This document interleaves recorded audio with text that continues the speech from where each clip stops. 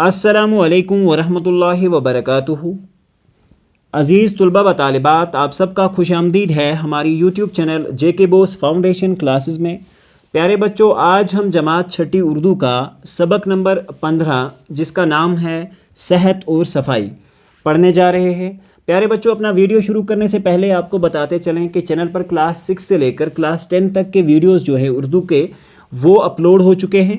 तो अगर आप चैनल पर नए हैं तो प्लीज़ चैनल को सब्सक्राइब करें और आप ताकि प्लेलिस्ट में जाकर बाद में सारे वीडियोस जो है वो देख सकें।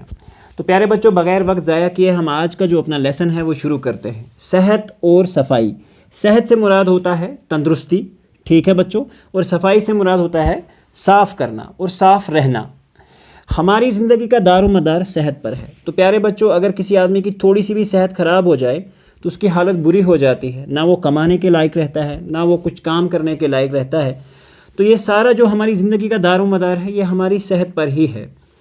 अच्छी सेहत के लिए ताज़ा हवा, साफ़ पानी, अच्छी ग़िज़ा और नहायत ज़रूरी है। तो अगर हमें अच्छी सेहत चाहिए तो उसके लिए साफ़ पानी पीना, अच्छी ग़िज़ा खाना, नहायत साफ़ और सफाई जो है वो बहुत ज़्यादा ज़रूरी है। खुराक और पानी के बगैर हम कुछ दिन तो ज़िंदा रह सकते हैं, लेकिन हवा के बगैर एक पल भी ज़िंदा रहना मुश्किल है। ये सारी चीज़ें हमारे लिए बहुत ज़रूरी हैं। खुराक खाने पीने से कहा जाता है और पानी तो आपको पता ही है। हम कुछ दिन तो ज़िंदा रह सकते हैं इन दो चीज़ों के बाद, लेकिन अगर हवा के बगैर एक भी पल जो है हमारा ज़िंदा रहना बिल्कुल मुश्किल है। हम तकरीबन हर 5 सेकंड में एक दफ़ा सांस लेते हैं। हर 5 सेकंड में हम एक दफ़ा सांस लेते हैं। हम नाक और मुंह के ज़रिए सांस लेते हैं। तो प्यारे बच्चों, इसके ऊपर एक सवाल भी है, तो हमें इसका जवाब लिखना है कि हम नाक और मुंह के ज़रिए सांस जो है वो लेते हैं। इन दोनों को साफ़ भी करते रहते हैं। नाक और मुंह की तरह हमारी जिल्द जो है, जिल्द का भी अपना मखसूस काम है, यानी कि जो हमारी स्किन होती है उसका भी, चमड़ा जिसे हम कहेंगे, उसका भी अपना काम होता है। लिहाजा जिल्द को भी साफ़ सुथरा रखना नहायत ज़रूरी है। जो हमारी चमड़ी होती है, ठीक है, आउटिंग जो होती है, एक्सटर्नल जो एरिया होता है, उसको साफ़ रखना बड़ा ज़रूरी है। तंदुरुस्ती और बीमारी दोनों हालतों में ताज़ा और साफ़ हवा इंसानी ज़िंदगी के लिए लाजमी है। अच्छा खून सिर्फ़ अच्छी ग़िज़ा और साफ़ खुराक से ही नहीं मिलता, बल्कि ताज़ा और साफ़ हवा भी इसके लिए ज़रूरी है। तो प्यारे बच्चों, तंदुरुस्ती और बीमारी, तंदुरुस्ती से मुराद होता है अच्छी सेहत का होना, और बीमारी दोनों हालतों में ताज़ा हवा जो है और साफ़ हवा इंसानी ज़िंदगी के लिए लाजमी है। चाहे आप किसी भी हालत में हो, लेकिन आपके पास हवा जो है वो बड़ी साफ़ होनी चाहिए। अच्छा खून सिर्फ़ अच्छी ग़िज़ा और साफ़ खुराक से ही मिलता है। जो हमारा ब्लड होता है, इसमें सबसे इम्पॉर्टेंट चीज़ जो है ये, अगर हम ग़िज़ा अच्छी खाएँ और साफ़ खुराक खाएँ, उसी से ये सारा काम नहीं होता, बल्कि ताज़ा और साफ़ हवा भी इसके लिए बहुत ज़रूरी है। सुबह सवेरे हवा खोरी से सुस्ती, खोरी से यहाँ मुराद है कि यानी कि हवा खाने से। हवा को हम कैसे खा सकते हैं? तो सुबह हमें प्रैक्टिस करनी चाहिए, घूमने निकलना चाहिए, मॉर्निंग वॉक करनी चाहिए, तो इससे हम हवा को खा सकते हैं, ठीक है बच्चों, यानी कि अंदर ले सकते हैं। हवा खोरी से यहाँ मुराद है अंदर लेना। से सुस्ती जो होती है, जो लेज़ीनेस एक इंसान के अंदर आती है, ये दूर हो जाती है, ठीक है बच्चों। और दूसरा,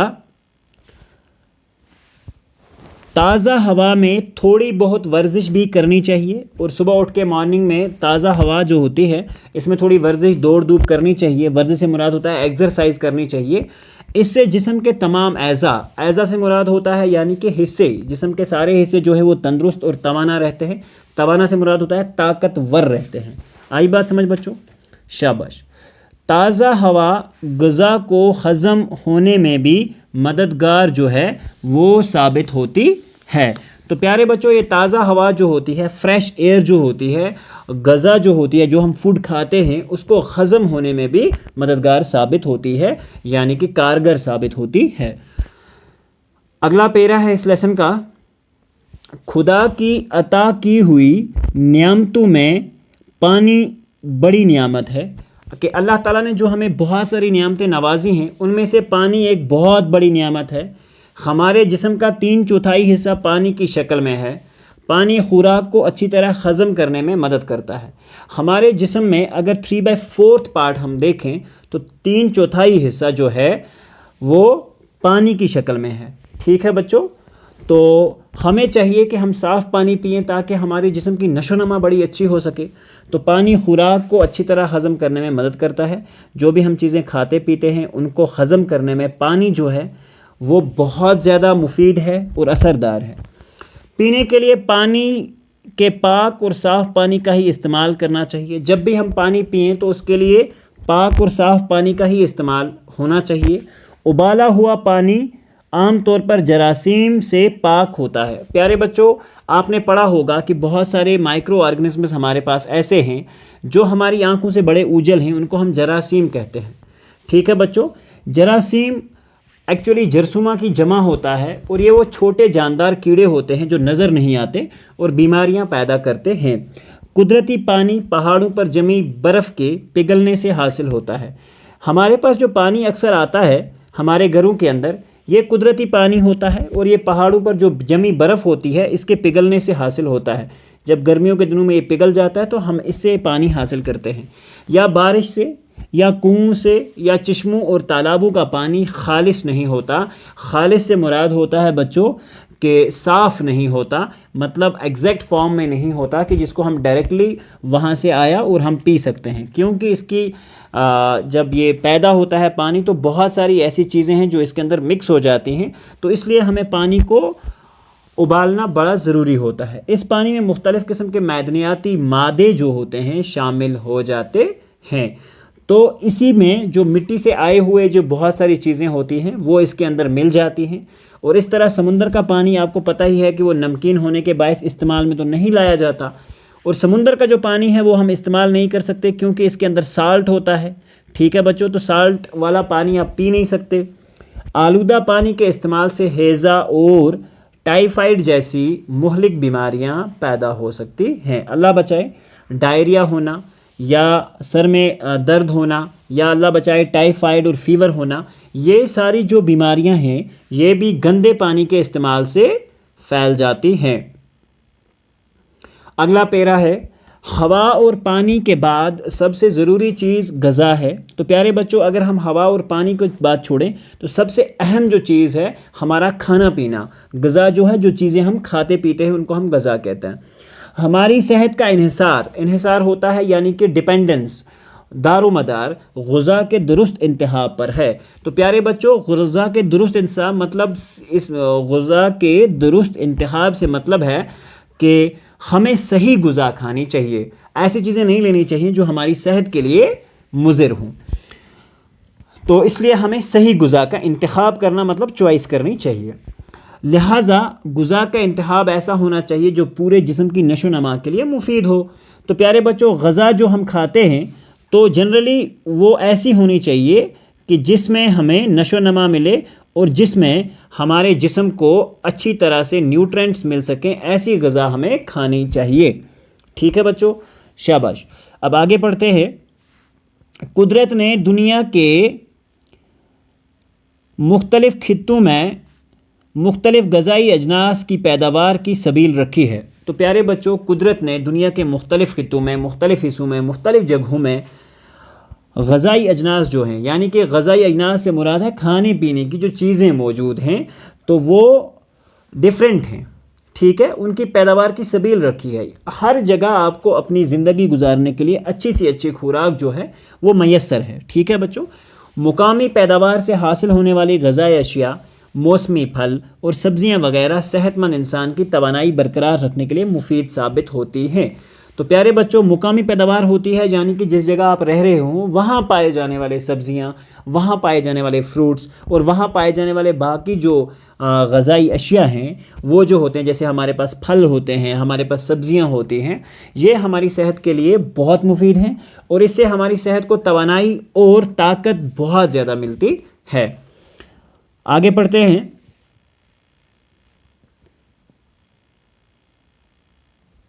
اچھی غذا وہی ہے جو ہلکی، سادہ، قوت بخش اور تازہ ہو۔ اچھی ہوا وہی ہوتی ہے جو سادہ ہو، سمپل ہو، زیادہ تیل نہ ڈلا ہو، زیادہ تڑکا نہ لگا ہو۔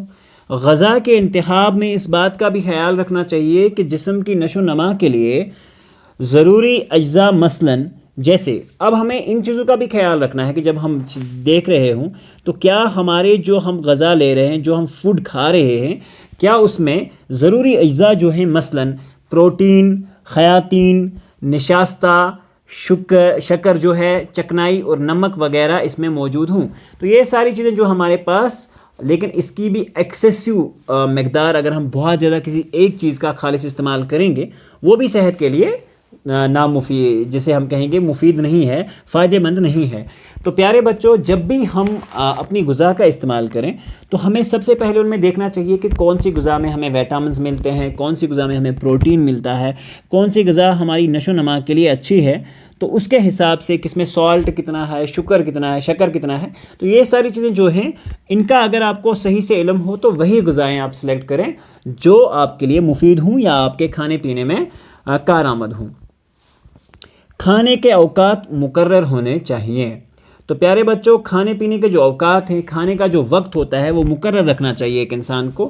وقت بے وقت کھاتے رہنا ہاضمے کو کمزور کر دیتا ہے، اور ہمیشہ کھاتے رہنا اور وقت بے وقت جو ہے کھانا پینا رہنا، اس سے بہت ہاضمے میں کمزوری آتی ہے اور ہاضمہ بگڑتا ہے. پھر انسان کو مختلف قسم کی پیٹ کی بیماریوں سے دوچار ہونا پڑتا ہے.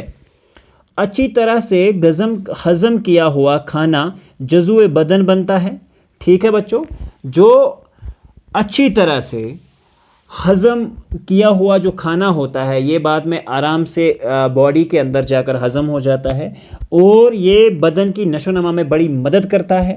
اور دوسری چیز یہ ہے کہ خون بنانے میں بھی اس کا بہت ہی زیادہ فائدہ ہے. اور دوسری چیز کہ جزو بدن سے مراد یہاں پہ ہے کہ یہ ایک جسم کا بعد میں ایک حصہ سا بن جاتا ہے. ٹھیک ہے بچوں، ضرورت سے زیادہ غذائیت والی خوراک اور تلی ہوئی چیزوں سے طرح طرح کی بیماریاں پیدا ہو سکتے ہیں. تو پیارے بچوں، ہم اکثر اپنے گھروں میں تلی ہوئی چیزیں اور بہت زیادہ کھاتے ہیں، اور بیماریاں جن سے پیدا ہو سکتی ہیں. زیادہ کھانا صحت کے لیے زیادہ نقصان دہ ہے، اور ہم جتنا زیادہ کھا رہے ہوں اتنا زیادہ کھانا جو ہے ہماری صحت کے لیے بہت زیادہ نقصان دہ ہے اگر ہم بہت زیادہ کھا رہے ہوں. ٹھیک ہے بچوں، بہترین اصول یہ ہے کہ کھانے سے اس وقت ہاتھ کھینچ لیا جائے جب تھوڑی بھوک ابھی باقی ہو.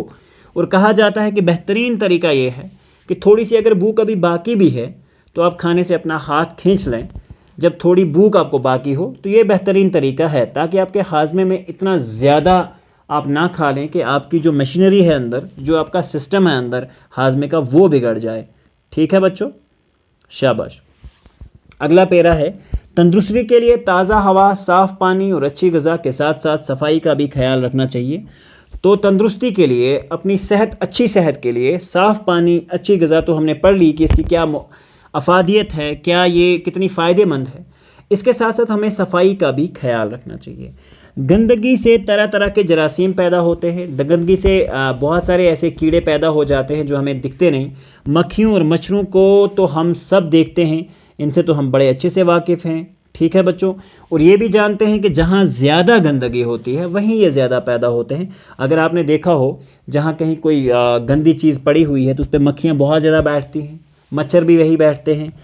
لیکن لاکھوں جراثیم ایسے ہوتے ہیں جنہیں ہم اپنی آنکھوں سے نہیں دیکھ سکتے. یہ مچھر مکھی کی اگر ہم بات کریں تو یہ ایسی چیزیں ہیں جن کو ہم دیکھ سکتے ہیں، لیکن بہت سارے ایسے بھی چیزیں ہیں جن کو ہم بالکل دیکھ بھی نہیں سکتے اور وہ ہمارے کھانے میں، ہماری غذا میں مکس ہو جاتی ہیں.